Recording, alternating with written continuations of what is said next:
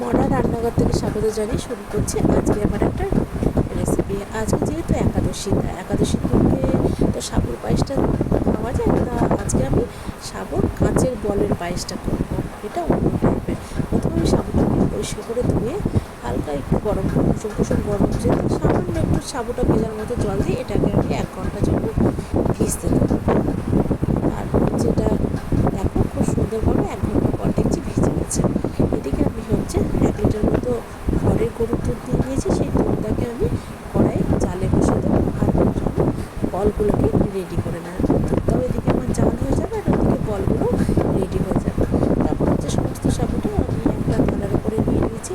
তারপর হাত দিয়ে ভালো করে চটকে মাখছিলাম, কিন্তু দেখছি ভেতরে একটু দানা আছে। তাই আমি ভাবলাম যে একটু মিক্সিতে ঘুরিয়ে নেওয়া যাক। আর মিক্সিতে ঘোরাতে গেলাম তো আমার মিক্সিটাই খারাপ হয়ে গেল, কেননা এত আটা এটা মিক্সিতে ঘুরছে না। তারপর আমি মিক্সি থেকে নামিয়ে নিয়ে আবার হাতে চটকে মাখার চেষ্টা করলাম। তারপর ক্রমে মাখিয়ে নিলাম। তা আমার ভিজানোটা 1 ঘন্টা হয়েছে। তোমরা পারলে করে 2-3 ঘন্টা আগে ভিজিয়ে রাখবে, তাহলে দেখবে এটা ভালো হবে। তারপর 1 প্যাকেট আমুল দুধ দিয়ে দিয়েছি ওর মধ্যে, দিয়ে ভালো করে ওটাকে চটকে মাখিয়ে নিলাম। মাখানো তো আমার হলো কোনো রকমে। তারপর আমি ওটাকে বল আকৃতি করতে যাব। তা এতটাই নরম হয়েছে যে বল হচ্ছে না। তারপর বহু কষ্ট করে আমি বল টাইপের গোল করে বল টাইপের তৈরি করে নিলাম। বেশ খানিকটা বল তৈরি করে নিয়েছি। আর এদিকে আমার দুধটা আপন তালে ফুটতে লেগেছে, ফুটছে। তারপর দেখো কিছুটা বল আমি তৈরি করে নিয়েছি। তারপর চলো দুধটাকে দেখি কতটা কী হলো। এদিকে দুধটা আমার ফুটে প্রায় অর্ধেকটা হয়ে গেছে। তখন আমি ওর ভেতরে কিছুটা এলাচ দিয়ে বেশ খানিকক্ষণ আবার ফুটিয়ে নিলাম।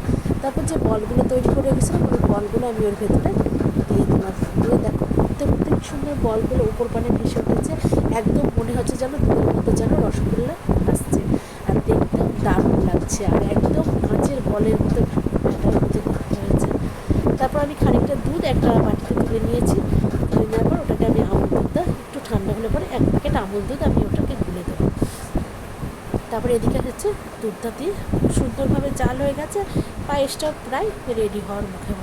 তখন আমি আমুল দুধটা গুলে ওর ভেতরে দিয়ে দেবো। আর যেহেতু ঘরের দুধ তো এটা ফ্যাট বেশি, তাই খুব সুন্দরভাবে দেখো দুধের ওপরে ঘিটা ভেসে উঠেছে অনেকক্ষণ জাল হয়েছে বলে। এদিকে আমার আমুল দুধটা দিয়ে ওটাকে নিয়ে নিয়েছি। আর আমি 1/2 কাপ মতো চিনি দিয়েছি। তোমরা আন্দাজ মতো তোমরা যেরকম মিষ্টি খাও তোমরা সেরকম অনুপাতে চিনিটা দেবে। আর দেখো কী সুন্দর গাঢ় একদম হয়েছে, আর দেখতেও কত সুন্দর লাগছে। তারপর আমি ওটাকে নামিয়ে নেওয়ার পর একটু ঠান্ডা হলে পরে একটা বাটির ভেতরে কিছুটা পরিমাণ নিয়ে নিয়েছি। তারপর একটু ডেকোরেশনের জন্য চলো একটু ডেকোরেশন করা যাক পায়েসটার ওপরে, যাতে পায়েসটা দেখতে আরও সুন্দর হয় আর দেখতেও সুন্দর লাগছে। তার জন্য কিছুটা কিশমিশ ওপর থেকে দিয়ে দিয়েছি আর কয়েকটুকু কাজু বাদামও দিয়ে দিয়েছি। কাজু বাদাম আর কিশমিশ দেওয়ার পর কয়েকটা পেস্তার টুকরো আমি গ্রেট করে ওই পায়েসের ওপরে ছড়িয়ে দিয়েছি। আর বন্ধুরা দেখতে দারুণ লাগছে। তোমাদের কেমন লাগছে জানি না, আমার তো খুবই সুন্দর লাগছে। আর তারপর আমি একটা বাটিতে কিছুটা নিয়ে নিয়েছি। আর দেখো বলগুলো এত সুন্দর সফট নরম হয়েছে, কী বলবো তোমাদেরকে। দেখো বাটিতে একটু তুলে নিয়েছি সামান্য একটু পরিমাণে। আর গ্রেভিটা দেখো কত সুন্দর হয়েছে, আর দেখতে এটা খুব সুন্দর লাগছে। এবার দেখো কতটা স্পঞ্জি আর কতটা নরম হয়েছে, মনে হচ্ছে যেন রসগোল্লার মতো লাগছে। নরম তুলে তারপর খেয়েও দেখলাম যে না সত্যিই দারুণ হয়েছে, রেসিপিটা খাওয়া যায়। তোমাদের যদি এই রেসিপিটা ভালো লেগে থাকে অবশ্য করে চ্যানেলটাকে ফলো করো ফেসবুকে, আর ইউটিউব চ্যানেলটাকে সাবস্ক্রাইব করে পাশে থাকো বন্ধুরা।